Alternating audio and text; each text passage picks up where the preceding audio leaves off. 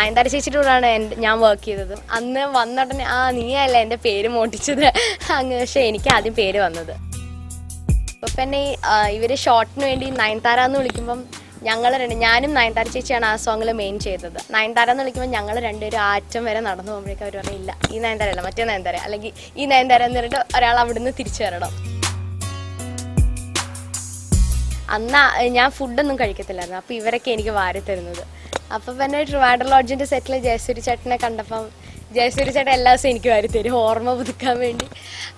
റഹ്മാനങ്ങളെ കണ്ടിട്ടില്ലായിരുന്നു. റഹ്മാനങ്ങളെ എനിക്ക് പണ്ടുപോലെ ഇഷ്ടം. കാരണം എൻ്റെ അമ്മയ്ക്ക് പണ്ടുപോലെ റഹ്മാനങ്ങളെ സിനിമ കാണും. അപ്പം ഞാനും അങ്ങനെ കണ്ട് എനിക്കിഷ്ടമായിരുന്നു.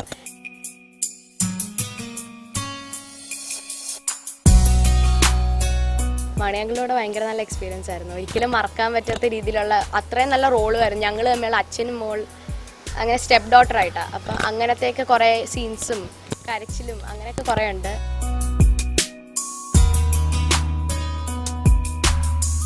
മലയാളത്തിൽ ആരുടെ കൂടെയാണ് നായകനായിട്ട് ആരുടെ നായികയായിട്ടാണ് അഭിനയിക്കാൻ ആഗ്രഹം? അപ്പം ഞാൻ പറഞ്ഞു ദുൽഖർ ഷൻ്റെ കൂടെ അഭിനയിച്ചാൽ മതി എനിക്ക്. അങ്ങനെ പറഞ്ഞതാ.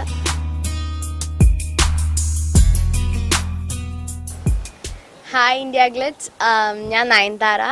എൻ്റെ സിനിമാ വിശേഷങ്ങളും ക്രിസ്മസ് വിശേഷങ്ങളും ഇന്ന് ഷെയർ ചെയ്യാനാണ് ഞാൻ വന്നിട്ടുള്ളത്. അപ്പോൾ തമിഴിൽ നിന്നൊക്കെ കുറേ നായികയായിട്ടൊക്കെയാണ് വിളിക്കുന്നത്. പക്ഷേ ഇപ്പോഴേ എന്തായാലും അതൊന്നും ചെയ്യുന്നില്ല. തമിഴിലും തെലുങ്കിലും നമ്മുടെ മലയാളത്തിലെ കഥ പറയുമ്പോൾ മൂവിയിലെ റീമേക്ക് ഉണ്ട്, കുസേലൻ, നയൻതാര രജനീകാന്ത്, അതിൽ അഭിനയിച്ചിട്ടുണ്ട്. അതിൻ്റെ ഡബ്ബിങ് കഥ നായകടു എന്ന് പറഞ്ഞ് തെലുങ്കിൽ അതും ചെയ്തിട്ടുണ്ട്. അതാണ് തമിഴ് തെലുങ്ക് ചെയ്തത്. അപ്പം എന്നെ ഇപ്പം വിളിക്കുന്നതൊന്നും ചെയ്യുന്നില്ല. ഇനി പഠിത്തം കഴിഞ്ഞിട്ട് അതൊക്കെ. ഞാൻ രജനീകാന്ത് അങ്കിളിനെ കണ്ടില്ല. ഞാൻ വരുന്നതിന് ഒരു ദിവസം മുമ്പ് പോയി. നയൻതാര ചേച്ചിയുടെ കൂടെയാണ് ഞാൻ വർക്ക് ചെയ്തത്. നല്ല രസമായിരുന്നു. കാരണം അന്ന് വന്നോടനെ നീയല്ല എൻ്റെ പേര് മോട്ടിച്ചത് അങ്ങ്. പക്ഷേ എനിക്ക് ആദ്യം പേര് വന്നത്. കാരണം എൻ്റെ ബർത്ത് സർട്ടിഫിക്കറ്റ് ആ പേരാണ്. പക്ഷേ നയൻതാര ചേച്ചി മൂവി വന്നിട്ടാണ് നയൻതാര എന്ന് പറഞ്ഞ പേര് വന്നത്. നേരത്തെ ഡയാന എന്നായിരുന്നു. സോ അങ്ങനെയൊക്കെ. പക്ഷെ ഭയങ്കര സ്നേഹവും ഭയങ്കര കെയറിങ് ഒക്കെ ആയിരുന്നു. എപ്പോഴും ഞങ്ങളുടെ സെറ്റിൽ വരുമ്പോൾ എന്നെ എപ്പോഴും പിടിച്ചുകൊണ്ട് കിടന്ന് അങ്ങനെ ചെയ്യും ഇങ്ങനെ ചെയ്യുന്നൊക്കെ പറഞ്ഞ് നല്ല രസമായിരുന്നു വർക്ക് ചെയ്യാൻ. ജസ്റ്റ് മിസ്സായിരുന്നു. അവിടെ ചെന്നിട്ട് അറിഞ്ഞില്ലായിരുന്നു അവിടെ ഉണ്ടെന്നാണ് വിചാരിച്ചത്. പക്ഷെ അവർ പറഞ്ഞില്ല ഇന്നലെ പോയ. പക്ഷെ അല്ലെങ്കിൽ കാണാമായിരുന്നു. രജനീകാന്ത് കുസേലൻ്റെ ഷൂട്ടിംഗ് ഹൈദരാബാദ് രാമോജി ഫിലിം സിറ്റിയിലായിരുന്നു. അപ്പോൾ അവിടെ വാട്ടർഫാൾസിൻ്റെ സെറ്റ് ഇട്ടിട്ട് കുറേ സ്ഥലമുണ്ട്. ഇത്രയും ഭയങ്കര ലോങ് ആയിട്ടുള്ള സ്ഥലം. ഈ അറ്റം പോലെ ആ അറ്റം വരെ നടക്കണം നമുക്ക് ഷോട്ട് ഉള്ളിടത്ത് പോകണമെങ്കിൽ. അപ്പോൾ പിന്നെ ഇവർ ഷോട്ടിന് വേണ്ടി നയൻതാര എന്ന് വിളിക്കുമ്പം ഞാനും നയൻതാര ചേച്ചിയാണ് ആ സോങ്ങിൽ മെയിൻ ചെയ്തത്. അപ്പം നയൻതാര എന്ന് വിളിക്കുമ്പോൾ ഞങ്ങൾ രണ്ടുപേരും ആറ്റം വരെ നടന്നു പോകുമ്പോഴേക്കും അവർ പറയില്ല, ഈ നയൻതാര അല്ല മറ്റേ നയൻതാര, അല്ലെങ്കിൽ ഈ നയൻതാര എന്ന് പറഞ്ഞിട്ട് ഒരാൾ അവിടുന്ന് തിരിച്ചു വരണം. അപ്പം അങ്ങനെ ഭയങ്കര കൺഫ്യൂഷനായിരുന്നു. ലാസ്റ്റ് വൃന്ദ മാസ്റ്ററിനോട് ഞാൻ നേരത്തെ അതിശയം എന്ന് പറഞ്ഞ മൂവി ചെയ്തിട്ടുണ്ട്. അപ്പോൾ വൃന്ദ മാസ്റ്റർ പറഞ്ഞു ഒരാൾ ചിന്ന നയൻതാര മറ്റേ പെരിയ നയൻതാര അങ്ങനെ വിളിക്കുമ്പോൾ വന്നാൽ മതി. ലാസ്റ്റ് സെറ്റിൽ വന്ന് ചിന്ന നയൻതാര പെരിയ നയൻതാര എന്ന് വിളിച്ച് ഓരോരുത്തർ വന്നിട്ടുണ്ട്. 29 മൂവീസ് ചെയ്തിട്ടുണ്ട്. ഫസ്റ്റ് കിലുക്കം കിലയിലക്കം ഒക്കെ ഞാൻ ഓർഡറിൽ പറയാം, ഭയങ്കര ഫാസ്റ്റാണ്.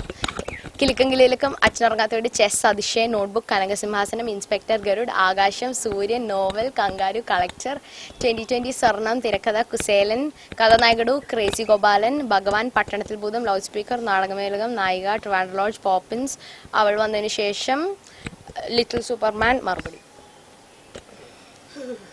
29 മൂവീസ്. ദിലീപ് അങ്കിളിലൂടെ കുറേ 3-4 സിനിമ ചെയ്തിട്ടുണ്ട്. ദിലീപ് അങ്കിള് പണ്ട് ഞാൻ ആദ്യം ദിലീപ് ചേട്ടാന്നാണ് വിളിച്ചിരുന്നത്. അപ്പം ദിലീപ് അങ്കിൾ ഇല്ല വേണ്ട അങ്ങനെ അങ്കിളിനെ വിളിച്ചാൽ മതി. പക്ഷെ ദിലീപ് അങ്കിൾ ഇപ്പോൾ പണ്ട് ഞാൻ കുഞ്ഞായിരിക്കുമ്പം ദിലീപ് അങ്കിളുടെ സിനിമ വെട്ടം അതിൽ ഒരു പഞ്ഞി വെക്കുന്നൊരു സീനില്ലേ, ഈ മൂക്കി പഞ്ഞി വെച്ചിട്ട് അങ്ങനെ ചെയ്യുന്ന സീനിൽ ഞാനത് കണ്ടിട്ട് ഈ ചോക്ലേറ്റ് റാപ്പർ മൂക്കിൽ കയറ്റി വെച്ചു.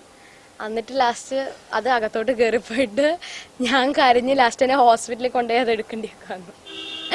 അപ്പോൾ ആ കഥയൊക്കെ ദിലീപ് അങ്കിളുടെ അടുത്ത് പറഞ്ഞിട്ടുണ്ട്. ദിലീപ് അങ്കിൾ ഭയങ്കര കമ്പനിയാണ്. ഇപ്പോഴും നല്ല സ്നേഹവും, എപ്പോഴും കാണുമ്പം ഭയങ്കര സ്നേഹവും നല്ലതാണ്. ദിലീപ് അങ്കിളോട് വർക്ക് ചെയ്യാനാണെങ്കിലും നല്ല രസം. പിന്നെ മീനാക്ഷി ചേച്ചി അവരെ എല്ലാവരെയും കണ്ടിട്ടും അവരുടെ അടുത്തൊക്കെ എനിക്ക് ഡിഫറൻസ് ഒന്നും തോന്നാറില്ല. പക്ഷെ വേറെ ആൾക്കാർ പറയും ഡിഫറൻസ് ഉണ്ട്. ഇപ്പം ഇനി ബേബി എന്ന് വിളിച്ചിട്ട് കാര്യമല്ല, വലുതായിപ്പോയി, ഇനി ബേബി മാറ്റാം, നയൻതാരാന്ന് വിളിക്കാന്നൊക്കെ പറയും. പക്ഷെ എനിക്ക് ഡിഫറൻസ് തോന്നാറില്ല ഒന്നും. ഇപ്പം ഒരു ബ്രേക്ക് എടുക്കാമെന്നാണ് വിചാരിക്കുന്നത്. ഇനി മറുപടി കഴിഞ്ഞിട്ട് കുറച്ച് സ്റ്റഡീസ് ഒന്ന് കഴിഞ്ഞിട്ട് പിന്നെ വരാമെന്നാണ്. പിന്നെ അത്ര നല്ല റോള് കിട്ടിയാൽ ചെയ്യും, ബട്ട് സ്റ്റിൽ മോസ്റ്റ്ലി ഒരു ബ്രേക്ക് എടുക്കാനാണ് ഇരിക്കും. ഇപ്പം ഞാൻ 9th പഠിക്കുക, ചോയ്സ് സ്കൂൾ കൊച്ചി 9th പഠിക്കുക. അപ്പം ഇനി 12th വരെയൊക്കെ ലൗഡ് സ്പീക്കറിൻ്റെ സെറ്റിൽ ഞങ്ങൾക്ക് ക്രിസ്മസ് സെലിബ്രേഷൻ കാണിക്കുന്നുണ്ട്. അപ്പം അതിൽ മമ്മൂട്ടിയങ്ങൾ പാടുന്നൊരു സോങ് ഉണ്ട്, അതിൽ കാരോള് പാടുന്നതും അങ്ങനെയൊക്കെ കുറേ ഇത് ക്രിസ്മസുമായിട്ട് ബന്ധപ്പെട്ടുണ്ടായിരുന്നു. പിന്നെ മമ്മൂട്ടിയങ്ങളുടെ കൂടെ എൻ്റെ സെക്കൻഡ് മൂവിയാണ് ലൗഡ് സ്പീക്കർ. അപ്പം മമ്മൂട്ടിയങ്ങളുമായിട്ട് ഭയങ്കര കംഫർട്ടബിൾ ആണ്. കാരണം പട്ടണത്തിൽ ബൂത്തി വെച്ച് ഇച്ചിരി ഡിസ്റ്റൻസ് ഒക്കെ ഉണ്ടായാലും അങ്കിൾ എപ്പോഴും സംസാരിച്ചും അങ്ങനെയൊക്കെ പെട്ടെന്നൊരു ഫ്രണ്ട്ലി ആയി. പിന്നെ അങ്കിള് ഭയങ്കര ജോളിയാണ് സെറ്റിൽ. പിന്നെ ഞാൻ മോഹൻലാൽ അങ്കിളുടെ കൂടെ എൻ്റെ ആദ്യത്തെ സിനിമ, ഞാൻ 2.5 years ഉള്ളപ്പോഴാണ് മോഹൻലാൽ അങ്കിളുടെ കൂടെ ആദ്യം വർക്ക് ചെയ്തത്. അത് കിലുക്കം കിലയിലുക്കം. അപ്പം അതിൽ ഒരു ആക്സിഡൻറ്റ് സീനൊക്കെ ഉണ്ടായിരുന്നു. അപ്പോൾ അതൊക്കെ കഴിഞ്ഞ് ഞാൻ കരഞ്ഞിട്ട് പിന്നെ അങ്കിളാണ് എല്ലാം കുഴപ്പമില്ല എന്നൊക്കെ പറഞ്ഞ് ഇങ്ങനെ വന്നേന്ന് വിളിക്കും ഓരോ സീൻ വരുമ്പോഴേക്കും. അങ്ങനെയാണ് ഇപ്പോഴും വിളിക്കുന്നത് കാണുമ്പം. അപ്പം അങ്ങനെ മോഹൻലാലിലൂടെ പിന്നെ സെക്കൻഡ് മൂവി ഭഗവാൻ ചെയ്തു.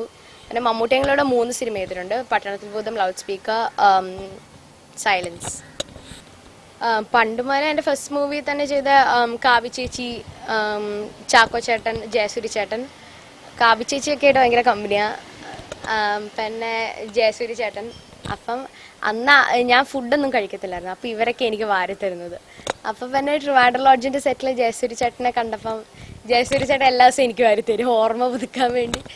അങ്ങനെയൊക്കെ പിന്നെ അവരൊക്കെ ആയിട്ട് ഇപ്പോഴും നല്ല കമ്പനിയാണ്. പിന്നെ അമ്മയുടെ മീറ്റിങ്ങിന് എപ്പോഴും കാണാറുണ്ട്. അപ്പം എല്ലാവരുമായിട്ട് കോൺടാക്ട്സ് ഉണ്ട്. ട്രിവാൻഡ്രം ലോഡ്ജിൻ്റെ സെറ്റിൽ VKP ഞങ്ങൾക്ക് എല്ലാ സീനും എവറി സിംഗിൾ ഷോട്ട് അഭിനയിച്ച് കാണിച്ചു തരും. എന്താ ചെയ്യേണ്ടത്, കറക്റ്റ് സീൻ എക്സ്പ്ലെയിൻ ചെയ്ത് തരും, അഭിനയിച്ച് കാണിച്ചു തരും. അപ്പോൾ അങ്കിള് പറഞ്ഞു ഇങ്ങനെ സോങ്ങിന് ഇങ്ങനെ നാണത്തോടെ നോക്കണം, ഇങ്ങനെ തിരിഞ്ഞു നോക്കണം, അങ്ങനെയൊക്കെ പറഞ്ഞു. പക്ഷെ അങ്ങനെയൊക്കെ ഞങ്ങൾ ചെയ്തത് അപ്പോൾ പ്രത്യേകിച്ചൊന്നും തോന്നിയില്ല. പക്ഷെ കണ്ടു കഴിഞ്ഞപ്പോൾ അത് വേറെ കംപ്ലീറ്റ്ലി ഡിഫറെൻറ്റ്. എല്ലാവർക്കും നല്ല ഇഷ്ടപ്പെട്ടായിരുന്നു, നല്ല അഭിപ്രായം ഉണ്ടായിരുന്നു.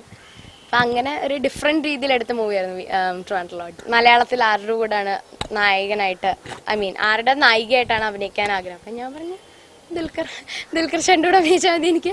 അങ്ങനെ പറഞ്ഞതാ, അല്ലാതെ പ്രത്യേകിച്ചൊന്നുമില്ല. അങ്ങനെ ഞാൻ ഉദ്ദേശിച്ചത് ദുൽഖറാണ്. പിന്നെ നിവിൻ പോളി, എനിക്ക് എല്ലാവരും ഇഷ്ടമാണ്. നിവിൻ പോളി, ഫഹദ് ചേട്ടൻ, അവരെ എല്ലാവരും ഇഷ്ടമാണ്.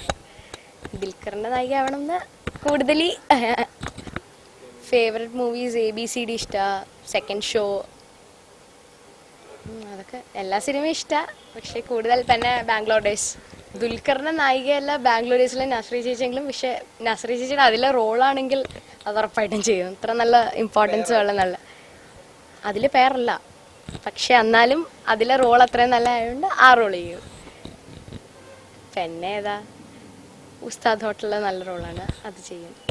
ഓക്കെ, എല്ലാം ചെയ്യും, എല്ലാം നല്ല റോളാണ്. എല്ലാ സിനിമയിലും പല രീതിയിൽ. മറുപടിയിൽ ആക്ച്വലി 3 വർഷമായിട്ട് ഞാൻ ബ്രേക്ക് എടുത്തേക്കുമായിരുന്നു. പിന്നെ VM വിനു അങ്കിൾ നേരത്തെ ഒരു സിനിമ സൂര്യൻ ചെയ്തിട്ടുണ്ട്.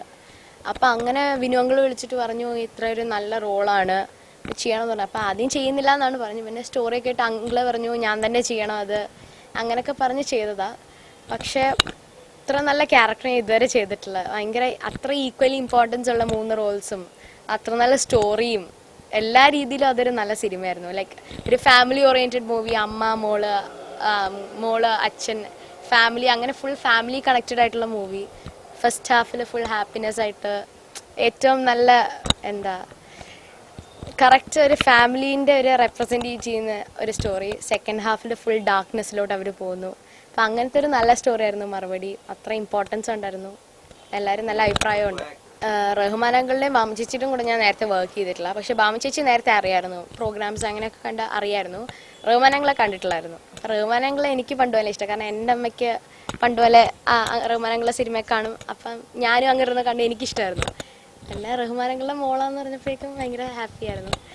എന്നിട്ട് അവരെ പിന്നെ കണ്ടപ്പം നല്ല വർക്ക് ചെയ്യാൻ ആദ്യത്തെ 2 ദിവസമൊക്കെ ഇങ്ങനെ ഒരു പ്രശ്നം ഉണ്ടായിരുന്നെങ്കിലും പിന്നെ ഭയങ്കര രസമാണ്. അവർ രണ്ടുപേരും മെച്യൂരിറ്റി ലെവൽ ഒട്ടും ഇല്ലാത്ത 2 കുട്ടികളെ പോലെ അവർ സെറ്റിൽ.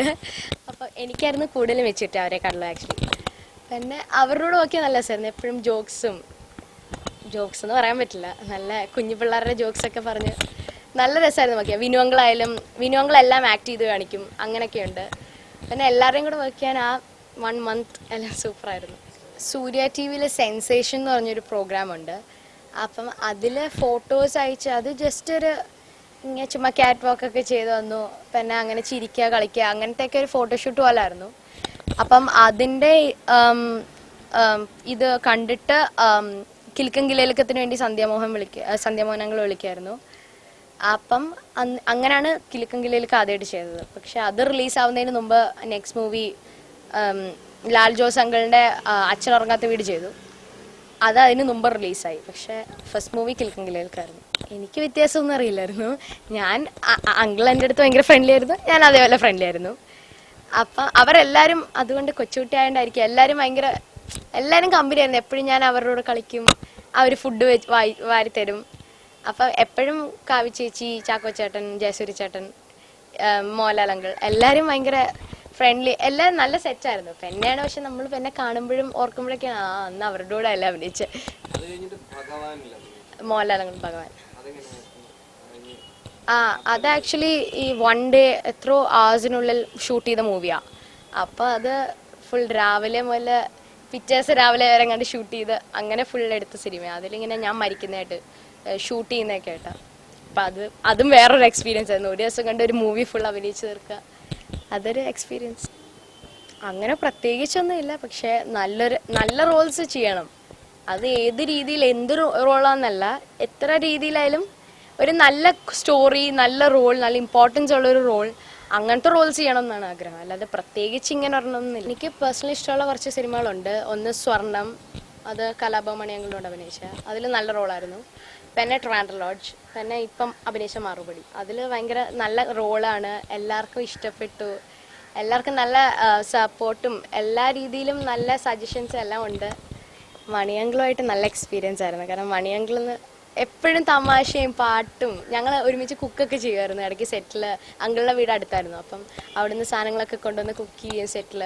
മണിയങ്കിളിനോട് ഭയങ്കര നല്ല എക്സ്പീരിയൻസ് ആയിരുന്നു. ഒരിക്കലും മറക്കാൻ പറ്റാത്ത രീതിയിലുള്ള അത്രയും നല്ല റോളുമായിരുന്നു. ഞങ്ങൾ തമ്മിലുള്ള അച്ഛനും മോൾ, അങ്ങനെ സ്റ്റെപ്പ് ഡോട്ടറായിട്ടാണ്. അപ്പം അങ്ങനത്തെയൊക്കെ കുറേ സീൻസും കരച്ചിലും അങ്ങനെയൊക്കെ കുറേ ഉണ്ട്. അപ്പം അതൊക്കെ ഭയങ്കര മറക്കാൻ പറ്റാത്ത എക്സ്പീരിയൻസ് ആയിരുന്നു. ഇല്ല, ഞാൻ ഫേസ്ബുക്ക് നോക്കാറില്ല. പിന്നെ ഇങ്ങനത്തെ കാര്യം പേജൊക്കെ മാനേജ് ചെയ്യുന്ന അഡ്മിൻസ് ആണ്. അപ്പോൾ അങ്ങനെ ആ സൈഡിലോട്ട് നമ്മൾ നോക്കാറില്ല. പക്ഷെ ഒബ്വിയസ്ലി ഇത് നടക്കുന്നതെല്ലാം അറിയാറുണ്ട്, അങ്ങനെയേ ഉള്ളൂ. അല്ല നമ്മളായിട്ട് മാനേജ് ചെയ്യാറൊന്നും ഇല്ല, അതുകൊണ്ട് കുഴപ്പമില്ല. എനിക്ക് കുഴപ്പമില്ല, ഞാൻ അതൊന്നും എടുക്കാറില്ല. ലൈക്ക് ഞാനെന്തിനാ അതൊക്കെ കേട്ട് വിഷമിക്കാൻ പോകുന്നത്? എന്നെ അത് ബോദർ ചെയ്യുന്നില്ല, എനിക്ക് കുഴപ്പമൊന്നുമില്ല. ഇപ്പം 100 പേര് നമ്മളെ കുറിച്ച് നല്ല പറഞ്ഞിട്ട് 2 പേര് കുറ്റം പറഞ്ഞാൽ നമുക്ക് അത് ഒബ്വിയസ്ലി നമ്മൾ രണ്ടും അറിയുന്നുണ്ട്. പക്ഷെ നമ്മൾ നല്ലത് മാത്രം എടുക്കുന്നു, ചീത്തത് അതേപോലെ വിടുന്നു, ശ്രദ്ധിക്കുന്നില്ല. അതിനെക്കുറിച്ച് ബോദർ ചെയ്യാതിരുന്നാൽ പ്രശ്നമില്ലല്ലോ. നമുക്കും പ്രശ്നമില്ല, അവർക്കും പ്രശ്നമില്ല. അവർ ഒരു പണിയില്ലാതെ ചുമ്മാ ഇരിക്കുമ്പോൾ, ഫേസ്ബുക്ക് ചുമ്മാ നോക്കിക്കൊണ്ടിരിക്കുമ്പോൾ, എന്തെങ്കിലും കാണുമ്പോൾ ഒരു പണിയില്ലായിരിക്കുമ്പോൾ എന്തെങ്കിലും ചെയ്യണ്ടേ.